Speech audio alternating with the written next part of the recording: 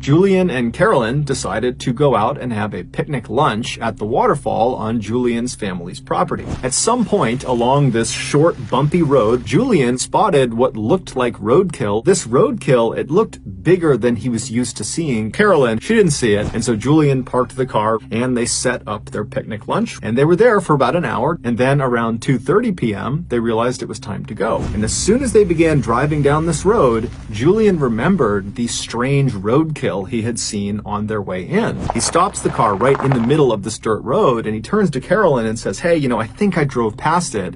Do you mind if I just hop out and run back?" And sure enough, he spots off to the side the roadkill. Still not even sure what it is, he reached down and he moved the branch to get a better look. And right as he did that, everything went black. A few minutes later, Carolyn, who was still sitting in the car waiting for her boyfriend to come back, sat up in her seat and turned around, expecting to see Julian come bounding down the road toward her. But when she looked out the back window, all she saw was this dirt road that kind of bent off to the right out of view and thick trees everywhere. Her boyfriend is nowhere to be seen. But after several more minutes went by, her annoyance turned into concern. Was Julian actually okay? And so she opened her car door and she looked down the road in the direction it turned to the right towards the waterfall, and she froze because there was something standing right in the middle of the road that her brain simply couldn't process. She wanted to turn and run. She wanted to scream for help, but she couldn't. She was just frozen with fear, staring at this thing in the middle of the road. And then seconds later, this thing began moving toward her.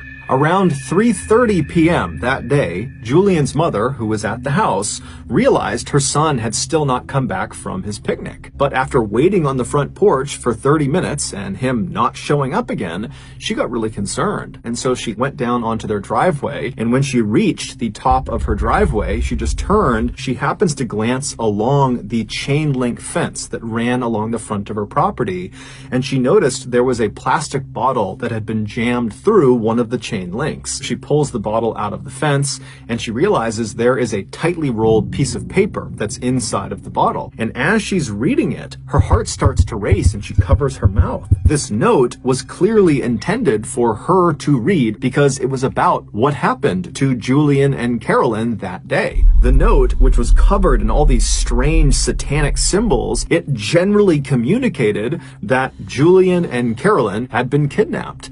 And so long as the family did not contact police, they would be returned.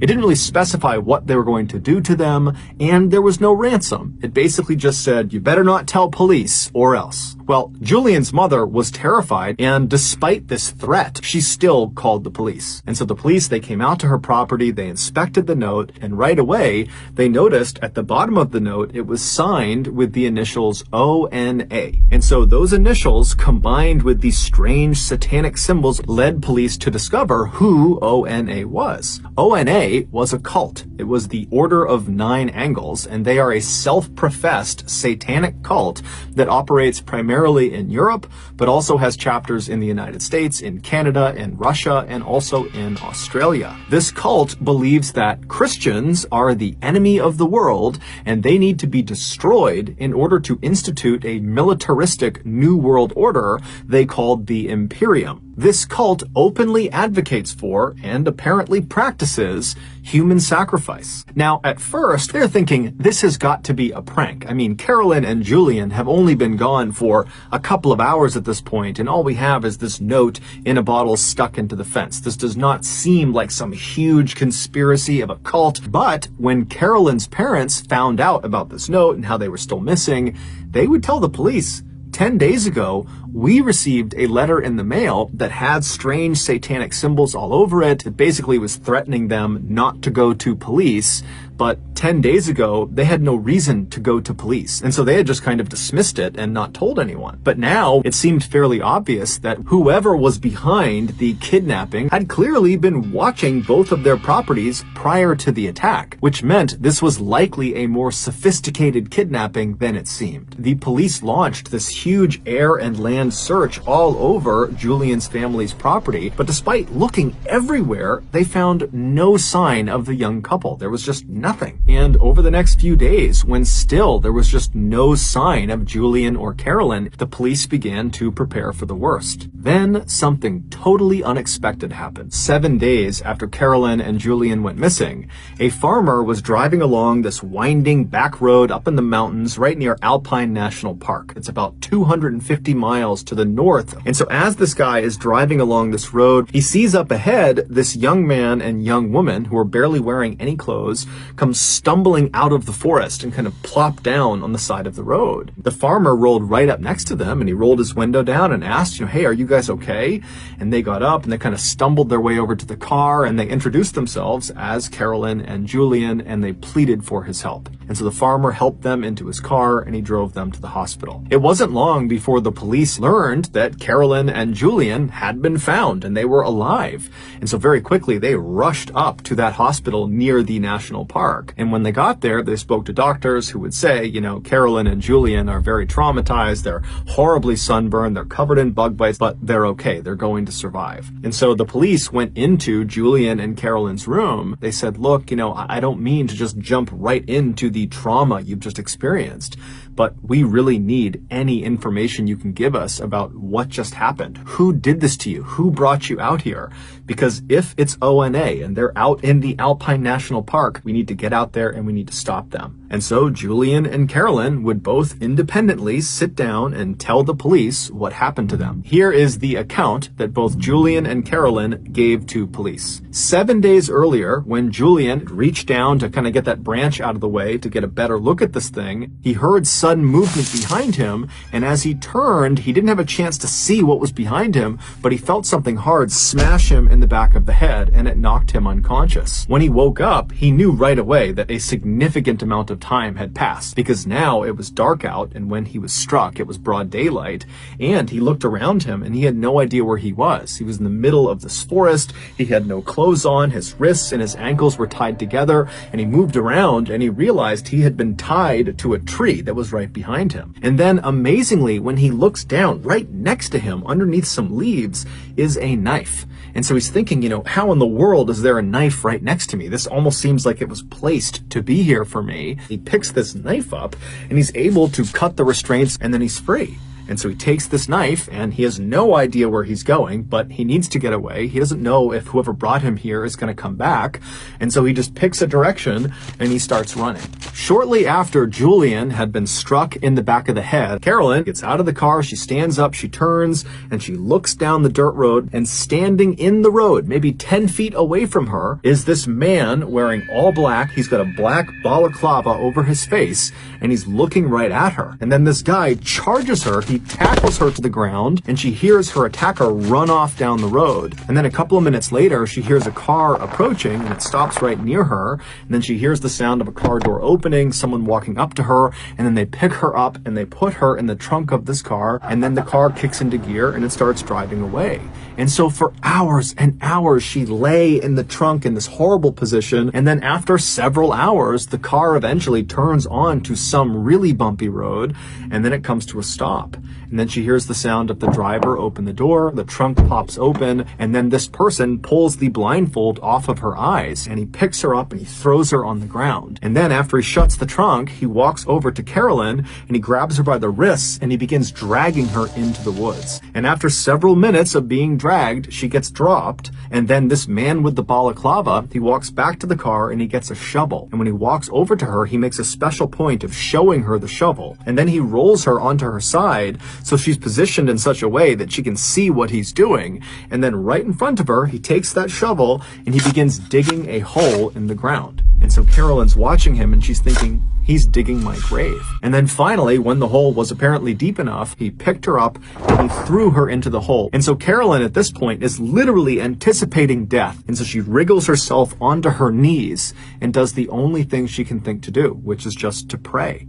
And so as she's sitting there kneeling and praying, she hears the sound of her attacker walking off. Now, the hole was deep enough that she actually could not see where he was going. But even with this guy potentially gone, she was still in a perilous situation. She's stuck in this hole. She can't go anywhere. She's still tied up, and the temperatures are dropping rapidly, and she's got no clothes on. After Julian had managed to free himself, he had begun yelling out for help. And at some point, a voice yells back to him, and it's a voice he knows very well. It's Carolyn. And so in the darkness, he's kind of fumbling through all the trees, and finally he reaches her and he finds her in this hole screaming out for him. They're just so scared that this attacker is going to come back that Julian just hops into the hole, he cuts the restraints, and then Julian helps Carolyn out of the hole. And at this point, Carolyn can barely walk, but still they're desperate to get out of here. So Julian's kind of holding Carolyn up, and they begin to walk away from this hole site. And as they're leaving, they begin scanning around the area in case, this attacker has left something else on the ground. And sure enough, as they're leaving, not far from the hole,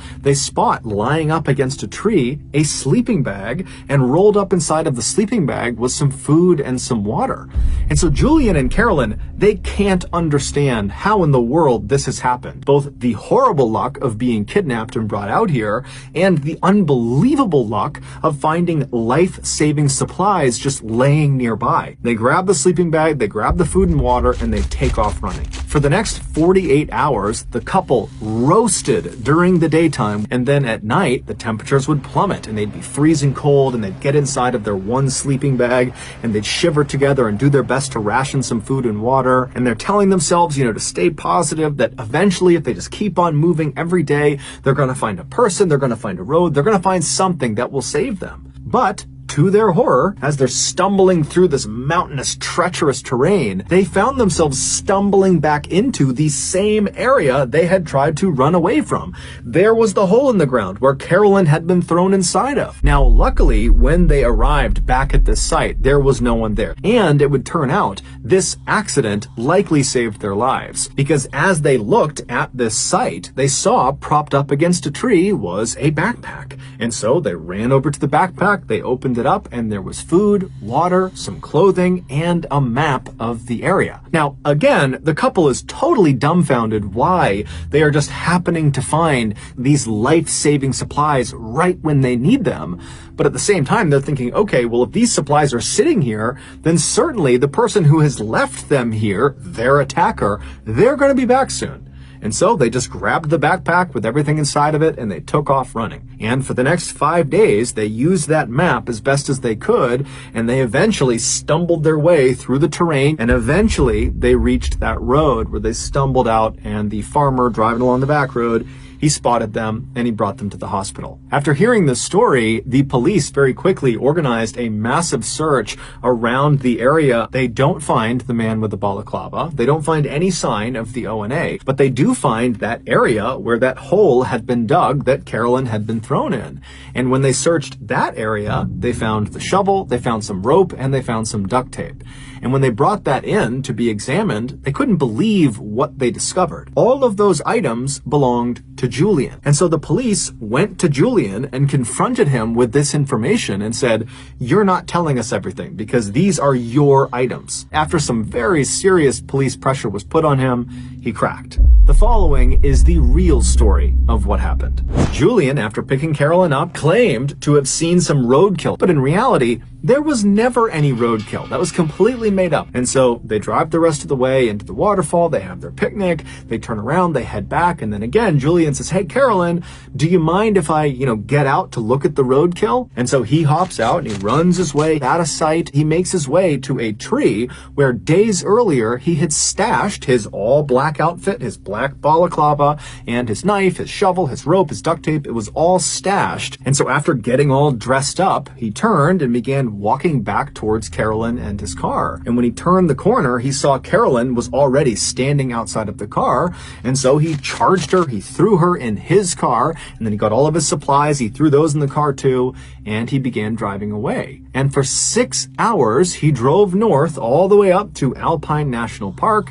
And then when he got there, he found a road that would kind of go off the trail a ways into the forest, at which point he opened the trunk, he pulled Carolyn out, he threw her on the ground, he dragged Carolyn into the woods, and then with her blindfold off, he made sure to show her the shovel, and he began digging that hole to give her the impression that he was going to kill her and bury her. And then after he had dug this hole, he dumped her into the hole. And then when she couldn't see what he was doing, he ran away. And when he was far enough out of view, he took off all of his clothes and kind of stashed it near a tree. And then completely naked, besides his knife, which would be his alibi, he began moving back towards the site where he knew Carolyn was in this hole. And then after waiting a little bit, he began yelling out for help. And then she heard it. And so she yells back to him, "Yo, Julian, I'm over here." And when he sees her, he pitches her this ridiculous story about how he was tied up over there, but he found this knife. And so he helps her out of the hole. And oh, look, they left a sleeping bag and some food and water. Let's go. Now, the whole time, over the course of these 7 days,